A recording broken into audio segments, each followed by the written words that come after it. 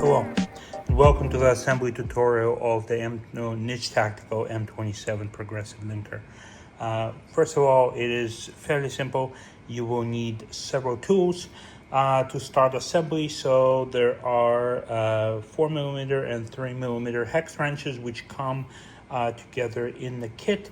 There is some silicone Teflon grease which also comes together in the kit.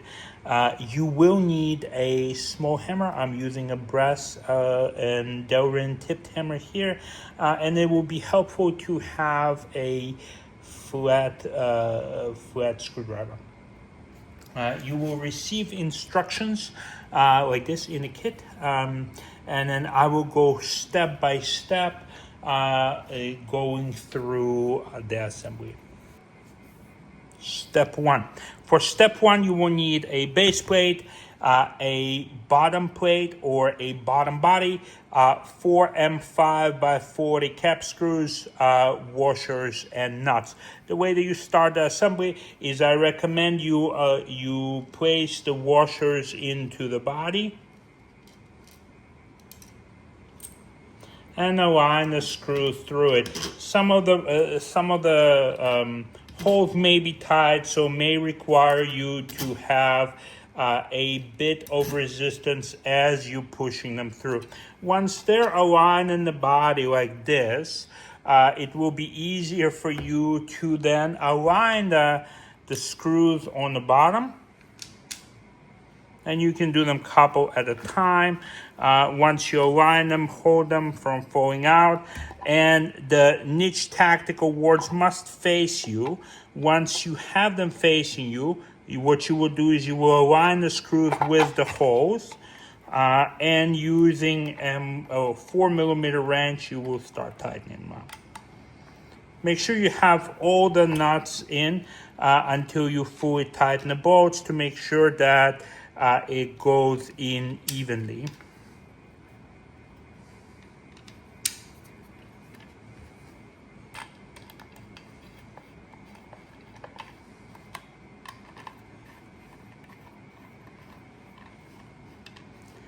As with all polymer parts, it is important that you do not over tighten. So I recommend the torque that you put on it is only as much as you can put on by holding this side, the small side of your hex wrench, and tightening the bolts. Step 1 is complete. Step 2. In step 2, you will assemble the handle assembly. Basically, what you will have is the handle itself and the handle arm. You will need the 8x55 clevis pin and the R-clip. Before inserting the clevis pin, make sure that you lube the body of the clevis pin so that as it goes through, it turns freely. Be generous with your lube as you're inserting it on, and the easiest way is to basically drop it into the handle like this, and it will drop through. Once it drops through, you can then align it into the body, and using a screwdriver to push to make sure that it does not fall out, you will align the R-clip on the bottom like this. The step is complete at that point in time, and the handle will spin freely. Step 3. In step 3, you will assemble the handle assembly and the crank together and attach it to the main body. Before putting the handle assembly in, make sure you lube the shaft here generously with a provided lube. And I do mean generously, so there is no need to be skimpy on the lube. As long as you use the silicone lube, it will not affect the plastic. Please make sure that you do not attempt to use other lubes except for this. So after you greased it, you would basically align it into this hole and put it in. Once that is done, you will align the crank. It will only go in a single way into the D opening. Please note that it may be tight inserting the crank. As you can see, I just pushed it out. Inserting the crank into the body. If you need to, use a polymer hammer to tap it in.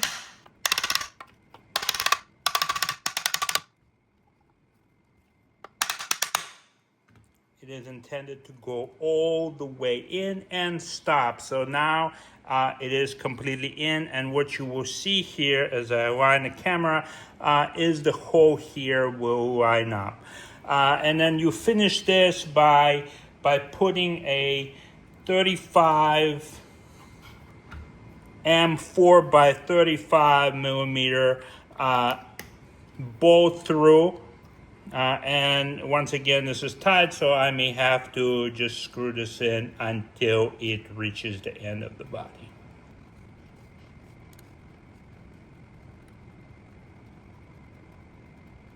On the other side, align the M4 plane nut and then tighten.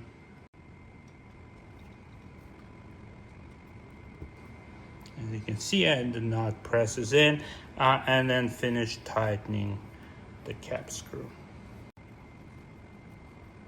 Once again, do not over tighten it. Tighten it only as much as you can using this side of the handle. And the assemble of the handle to the body is complete. As you can see now, it will turn effortlessly due to the lube on the shaft. Step 4. For step 4, it may be helpful for you to actually lock the body or the base plate down to something so that the linker is now stationary. As you can see, I'm using a C-clamp here. However, you may want to actually lock the linker in its final resting place wherever you're going to use it. However, for this video, I just did a quick thing. So in step 4, you're attaching a connecting arm to the crank. Before attaching them, make sure that the 20 millimeter clevis pin is well looped. So apply the lube on the clevis pin. Then the clevis pin goes into one side of the connecting arm. Connecting arm is attached to the crank through here. So basically align the hole in the crank, push it through the connecting arm, and then secure it with the R pin. So when you secure it, can you see this? Let me try to adjust this so you can see this easier. The R clip is directional, so there is a wedge here preventing the R clip from turning. So when you press it in, make sure that the flat edge of the R clip is resting against this wedge here. What this does is it prevents the pin from turning in plastic, so the pin will always turn metal on metal like this. In step 5A, you will assemble a camshaft by putting a steel reinforcement plate with a camshaft body. The reinforcement plate goes down this way with this extension going down into this indent, and the body of the camshaft should align together with the reinforcement plate. You will then secure it with M4 by 40 bolt. It may be tight, so will require you to screw it in. And on the other side, it will take an M4 lock nut. It is a press fit, and it should be flushed with the body, and you will finish tightening it down. Make sure it is flushed on this side. It is important because the connecting arm will actually interface with this side. And then you secure it with a second M4 by 25 bolt that goes in from this side, and then the lock nut will go into here.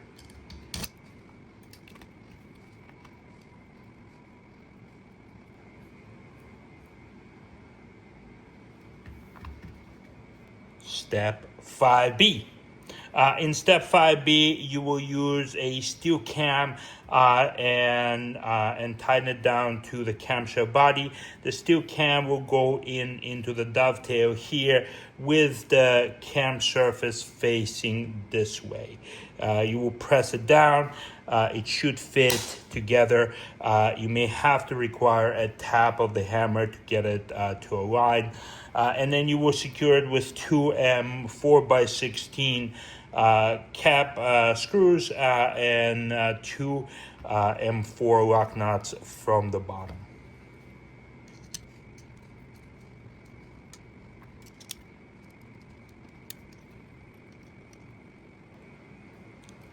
And your camshaft is assembled. Thank you.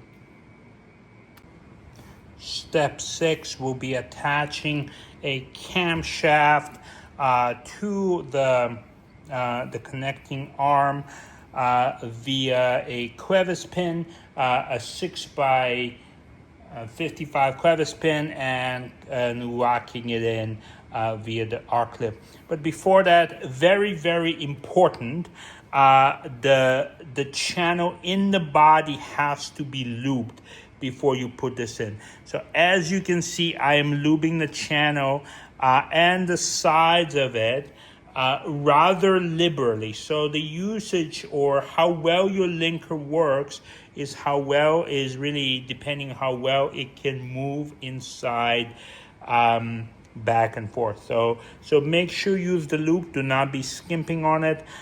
Loop the bottom of this channel as well as the top of the camshaft, but we'll do that slightly later. So once that is looped, you will put the camshaft in, and the camshaft will be connected via this clevis pin here.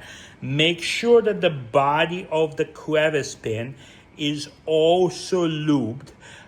Same idea applies. You want to make sure that it is metal on metal turning. So as the clevis pin goes in, it will go into this top hole.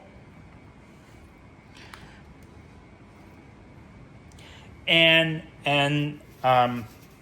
you will lock it over here with the R-clip. The R-clip will also go vertically. So I have to turn the clevis pin a little bit in its body.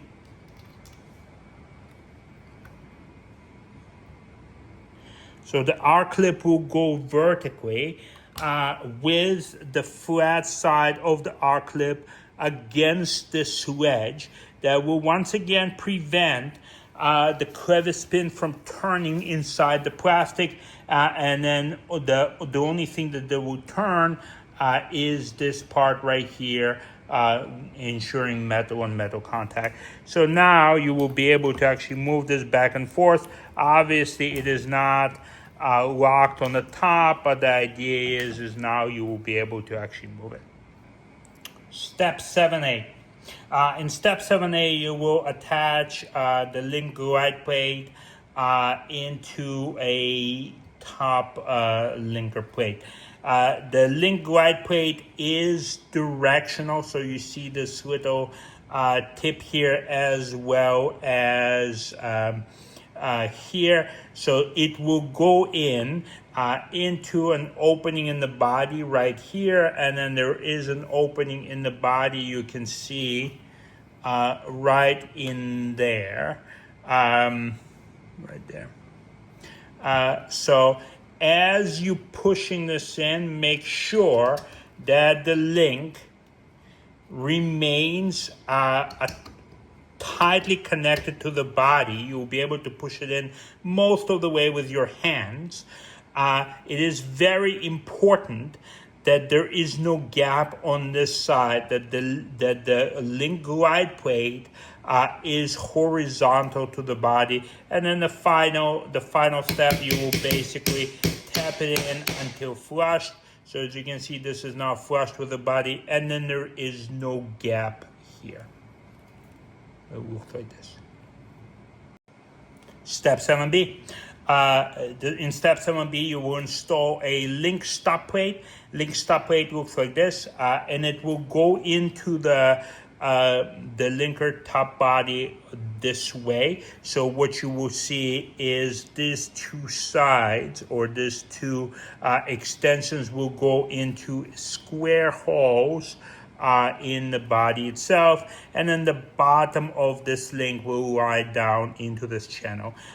Basically, the easiest way is just press it all the way in, and then you will be able to push it most of the in with your fingers, and then just give it a couple of taps, and the link stop plate goes in. Make sure that it is flush with the top of the body here.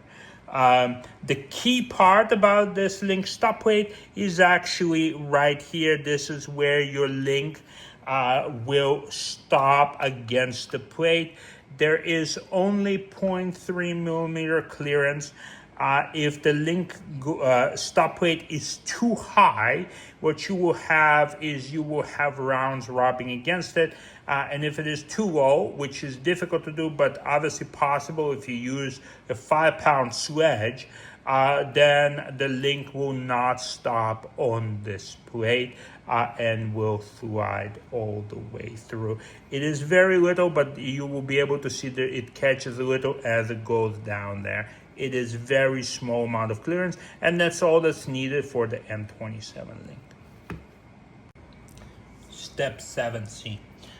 You will assemble the link ram assembly.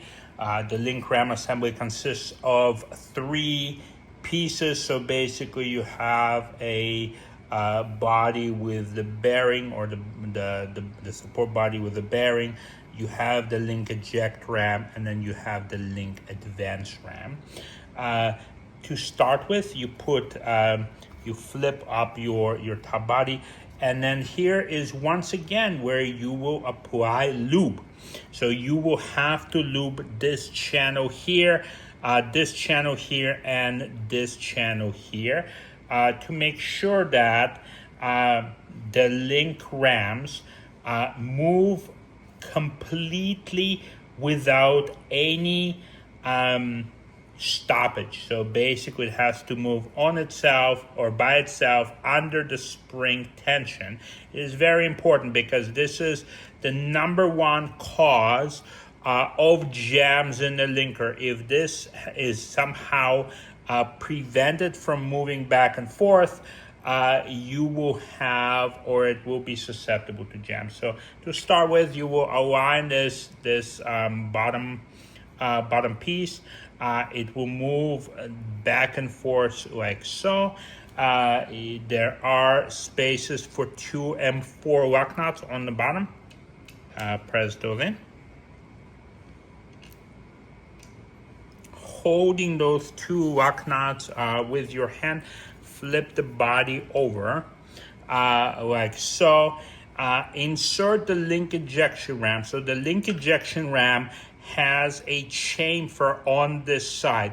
Make sure the chamfer goes up, and you may have to lift it up slightly as you insert it. It is slightly lifted off the ground.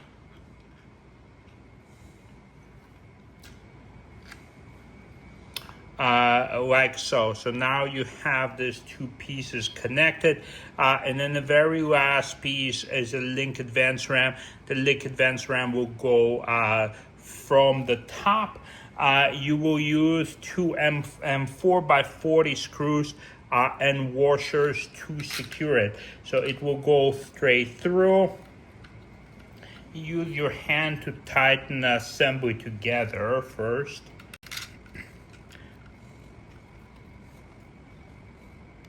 Very, very important. Do not over tighten this. This just needs to be tight enough that things do not move apart. It is important that the link ejection ram, and then the cattail of the base is flushed, as you can see here, and it will be able to move without stopping like this.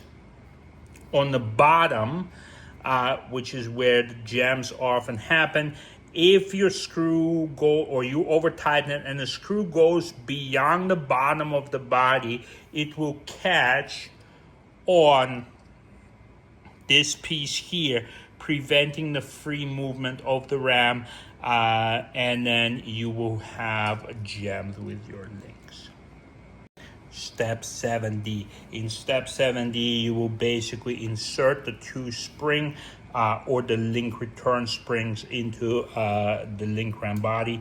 They will go down here. Make sure to apply a little loop on top of them once you put them in, as well as the loop on the bottom of the link advanced ram body.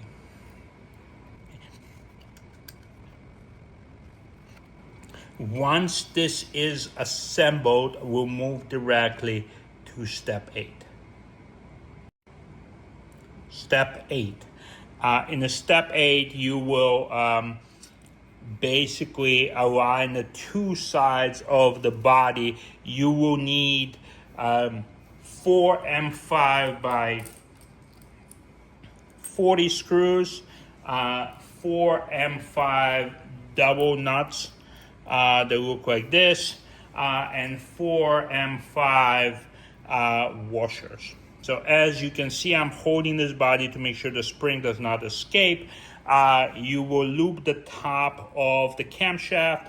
Make sure that the top of the camshaft right here is looped, as well as this cam advance right here. So there's this angular piece here.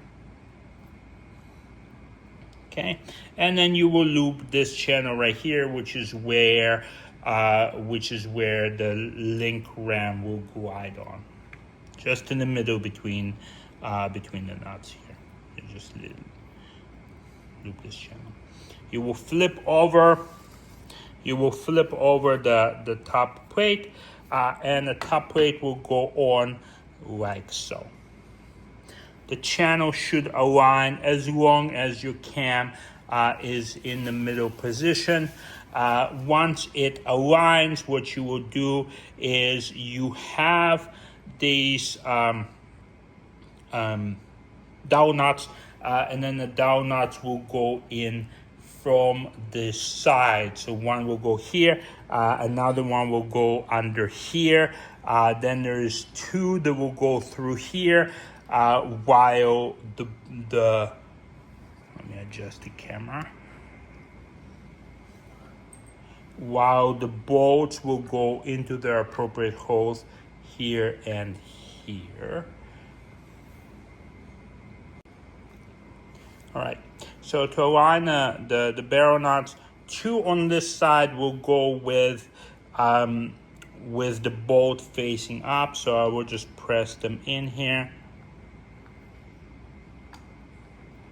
And then using a screwdriver, align them straight. So pushing them in. Now you can see them from the top. Same thing on this side.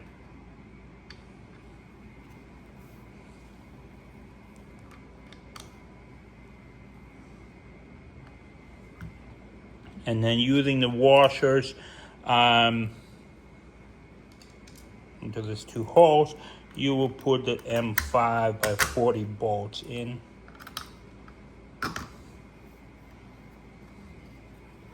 And we'll tighten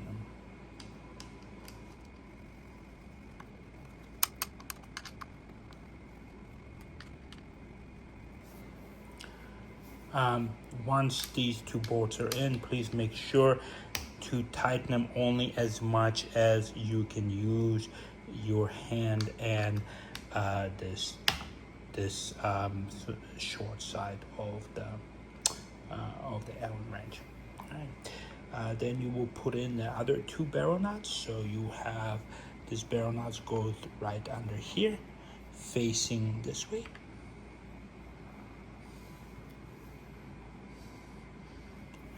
can help yourself with a screwdriver to put the barrel nut in. And then the same thing on this side, the barrel nut facing this way.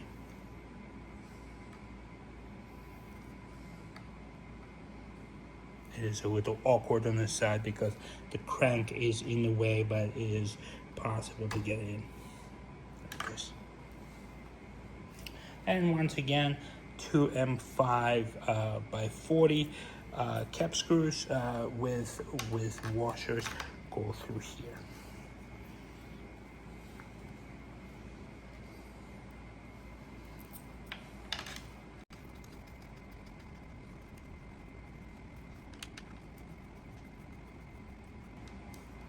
Once again, when you're tightening, make sure not to use too much torque. So tighten them using your hand and the short side of the wrench. And the assembly of the top plate is complete. Now it is very important that this the set of rams move under their own, on their own, under the spring pressure back. As you can see, the ram is all the way to the back over here. So what you will do to test this is you will use your hands, push the ram forward. There will be quite some spring pressure overcoming you. As you can see, I'm holding both hands, and then under pressure, under spring pressure, if you release it, it has to go all the way back, and it does. Before proceeding to step 9, you want to make sure that everything actually functions as intended here. Obviously, this is not locked down too tightly to the table, but it has to be able to function by moving back and forth. So as you rotate the linker appropriately, as you can see, the link advance and ejection ram will move back and forth. At the beginning, the linker will be tighter. It will work itself through as you continue to use it as any machine. Step 9, we will assemble the belt retainer assembly by inserting nylon belt retainer flap into this particular hole in the belt retainer assembly body. It will go down with the flap facing what will be downwards, and then you insert that until it is flushed with the body itself, and you should be able to see the hole. It will line up. The second, you will assemble or attach the link tower. Link tower will go from this side like this and snaps in. Once again, the hole lines up. Put in a plain M4 nut on the bottom. Requires a little pressing in. And then M4 by 25 cap screw will slide in from the top. Do not over tighten this, it has nowhere to go, so just hand tight is good enough. Step 10. In step 10, we'll connect the belt retainer assembly, and then which includes the link tower to the body. It will be connecting this way right here, using this side of the belt retainer assembly, and then these two parts right here. The easiest way is you basically put this down. It will snap in place like so. On this side, you will use an M40 or M5 by 40 cap screw, a washer, and an M5 lock nut. The M5 lock nut moves into the body. On this side, it will press in like other lock nuts, and then using a washer and M5 cap screw, you will basically press this through. Okay, it is important that this is not over tightened. Make sure it's just tight enough where the belt retainer assembly does not move too much, and then it can still pivot back and forth. When you will be loading, you will also use a 1/4 inch quick disconnect pin that will go through here and lock, like so. And then you will be able to unlock it when you're using it to pivot it away. Step 11. In this step, we will attach the ram, the round ram, using a ram retention plate, 4 M4 by 25 cap screws, and 4 M4 luck nuts. First, attach the screws into the ram retention plate. They should slide in fairly easily, but if they do not, use a small hammer to tap them in. But as you can see, most of them should go in, except for this one, should go in easily. And now they are all in like this.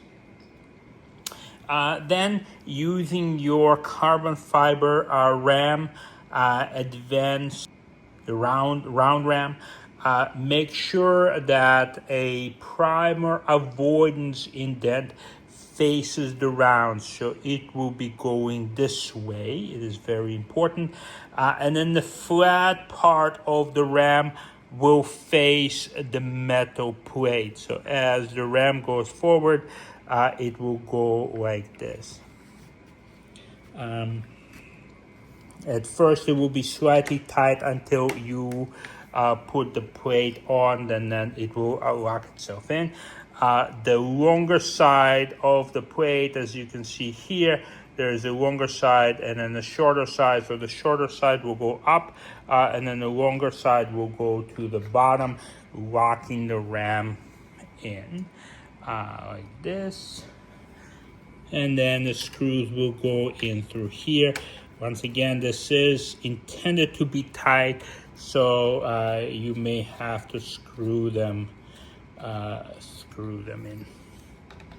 Once they're all in, but before they are completely tightened, this is a good time to actually adjust the ram position. You should be able to do it later, but right now, as you're assembling it, it's a good time to actually do it. So the position of the ram, or of the ram's final advance, will be where the handle is completely at the bottom. You will need a one round and a link of the links that you plan to use linked together to make sure that it's in the correct position. Please note, and this is very important, M27 links are extremely variable, so you would have to adjust the ram for every link round combination that you plan to use. To adjust the ram, you will slide the link from this side. Make sure the link is pressed against a link stop plate right here. Let me adjust this a little bit down here. Okay. And then you will press the ram. As you're holding down the round and link, you will press the ram that it is advanced all the way flush against the round itself, but without pushing it too far out.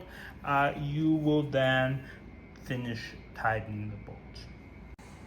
Once you finish tightening the bolts, then basically your linker is put together. The only thing that remains is your round feed tray. So the round feed tray will go into this